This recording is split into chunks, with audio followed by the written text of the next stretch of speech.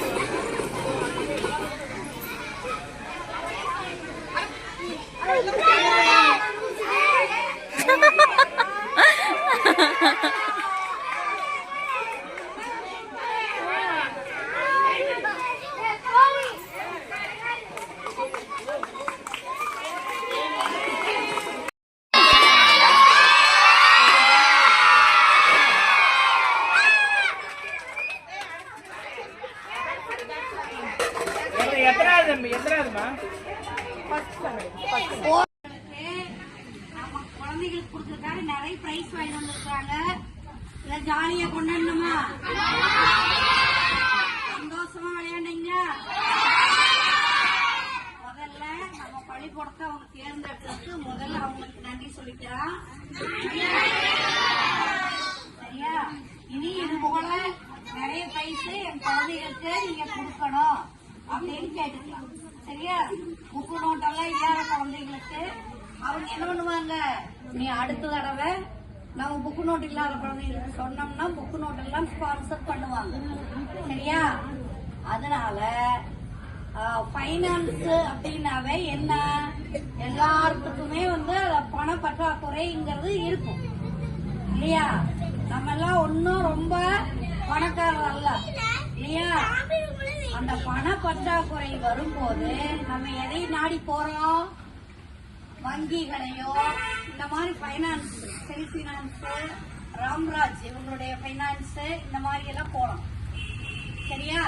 அவங்க என்ன பண்றாங்க, உங்களுடைய பேரண்ட்ஸ் கிட்ட நீங்க சொல்லுங்க. என்ன சொல்லுங்கன்னா, இந்த மாதிரி எங்க ஸ்கூலுக்கு வந்தாங்க, ராமராஜ் பைனான்ஸ் கம்பெனில இருந்து எங்களுக்கெல்லாம் போட்டி வச்சாங்க, நிறைய பரிசுகள்லாம் கொடுத்தாங்க. உங்களுக்கு ஏதாவது பண ரீதியாக பொருளாதார ரீதியாக ஒரு சந்தர்ப்பம் அமைந்தால் அம்மா அப்பாவுக்கு சொல்லி அவங்களை போய் அணுக சொல்லுங்க. சரியா? ஆரோக்கியநாத ஸ்ட்ரீட்ல இருக்குது, கார்டு கொடுத்துருக்காங்க, விசிட்டிங் கார்டு எல்லா டீச்சர்ஸ் கிட்டையும் இருக்குது. சரியா? டீச்சர் கேட்டீங்கன்னா அவங்க சொல்லுவாங்க அட்ரஸ். உங்க அம்மா அப்பா கிட்ட வீட்டு பக்கத்துல எல்லாத்தையும் சொல்லுங்க. சரியா?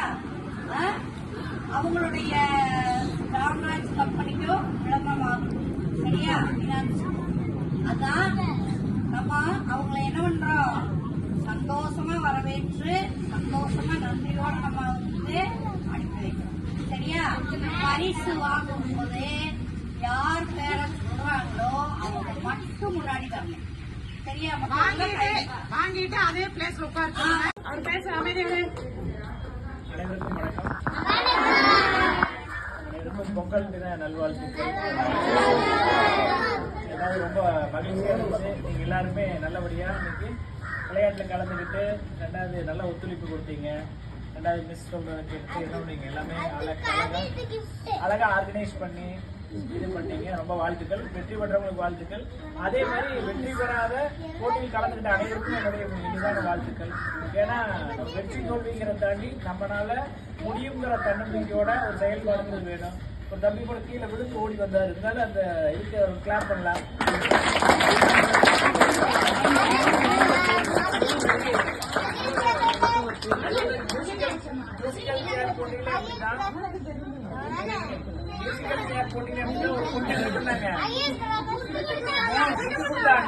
அது வந்து பெரிய ஒரு